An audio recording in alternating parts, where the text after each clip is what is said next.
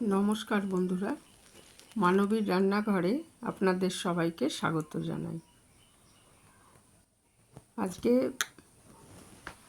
আমি একটা খুব হেলদি রেসিপি নিয়ে চলে এসেছি। কারি পাতার পকোড়া বা কারি পাতার বড়া। কারি পাতা কিন্তু খুব উপকারী একটা পাতা। সাউথ ইন্ডিয়ান ফুডে এটা ফোড়ন হিসেবে ব্যবহার করা হয়, কিন্তু কারি পাতার এমনি আরও অনেক জিনিস করা যায়। তো কারি পাতা আমরা কেন খাবো না?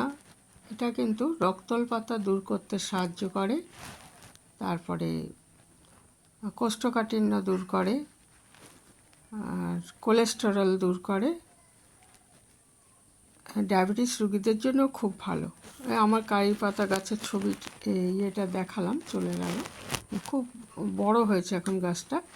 এখানে আমি একটু আতপ চাল আর ভিজিয়ে রেখেছি, আর দুটো কাঁচা লঙ্কা রেখেছি, ওটা একসাথে বেটে নেবো। এখানে কিছু কারি পাতা নিয়ে নিয়েছি গাছের।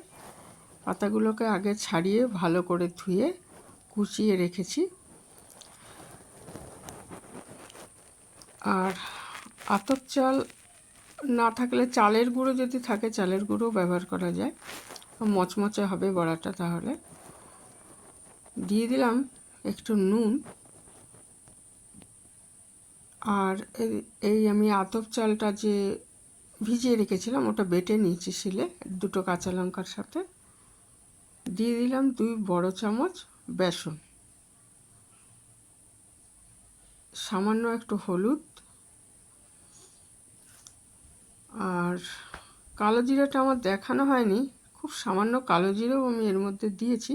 আর দেখুন একটু দিয়ে দিচ্ছি নারকেল কোড়া। নারকেল কোড়াটা দিলে একটু টেস্টটা বেড়ে যাবে। দিয়ে দিচ্ছি পেঁয়াজ কুচি। নারকেল কোড়া না থাকলে এর মধ্যে একটু আদা রসুন বাটা দেবেন পেঁয়াজের সাথে। আমি নারকেল কোড়া দিয়েছি বলে আদা রসুন বাটা আর দিইনি, কারণ নারকেলেরও একটা সুন্দর গন্ধ আছে। কারি পাতার তো গন্ধ আছেই। অনেকে গন্ধটা পছন্দ না করলেও আবার অনেকে খুব পছন্দ করেন। আমার যেমন খুব ভালো লাগে কারি পাতার গন্ধ। এটা ভালো মতো মেখে নিচ্ছি। খুবই সিম্পল, তো খেতেও ভালো আর খুব উপকারীও। বড়ার থেকে অন্য রেসিপিগুলো করলে অবশ্যই আরও বেশি হেলথ বেনিফিট পাওয়া যাবে, কিন্তু এটাও করে দেখতে পারেন।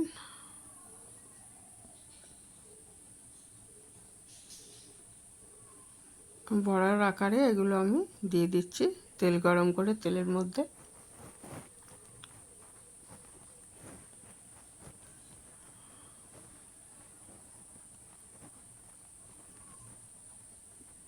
এক পিঠ ভালো মতো ভাজা হয়ে গেলে অপর পিঠটাও ভালো মতো ভেজে নেব।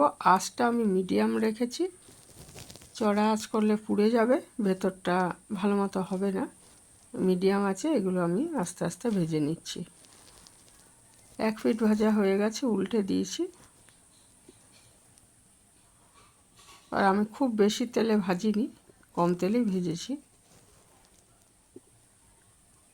তা খেতে, গরম ভাতে খেতে খুবই ভালো লাগে, খুব ভালো হয়েছিল খেতে।